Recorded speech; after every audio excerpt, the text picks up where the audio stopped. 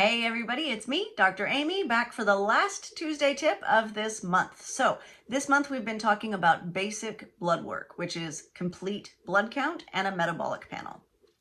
Simple, this is the most basic blood work your doctor will ever draw. And I'm not telling you this so that you can interpret your own blood work. I'm telling you this so that you can look for patterns that your doctor probably isn't looking for until they become overtly abnormal. This one is a little bit more just general background information, but when you get your blood cell count, your complete blood count, one of the things that you see is that list of white blood cells that looks really kind of bizarre and intimidating. These are just the different categories of white blood cells, and I sort of want you to know what each one does. So if you see it being high or being abnormal, then it kind of flags something in your mind. So the categories: neutrophil, lymphocytes, eosinophil, basophil, and monocytes.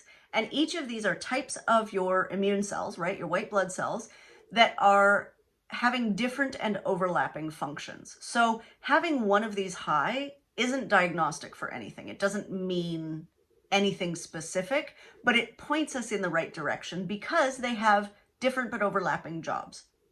So neutrophils are kind of your first line of defense against bacteria, fungi, and foreign debris, right? So if you scrape your skin and you've got a bunch of like sand and gravel and whatever in there, it's neutrophils that are gonna kind of help with that cleanup job, right? They're attacking anything living, bacteria, fungi, whatever. And then also getting rid of foreign debris and kind of managing that process.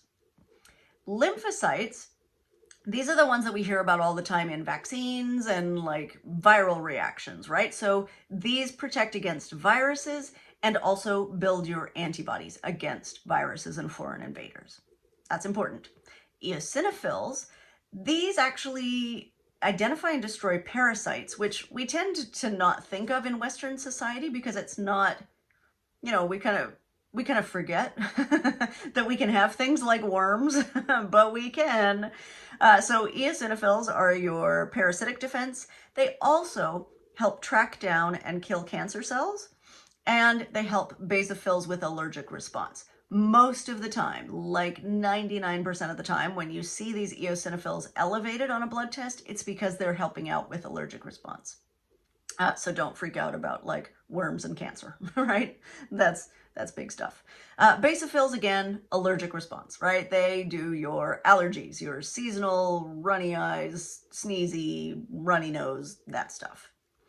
Monocytes clean up damaged cells, right? So when you have a cell that's infected by a pathogen, or when you have a cell that's sustained too much damage and needs to go, monocytes are the ones that are helping with that.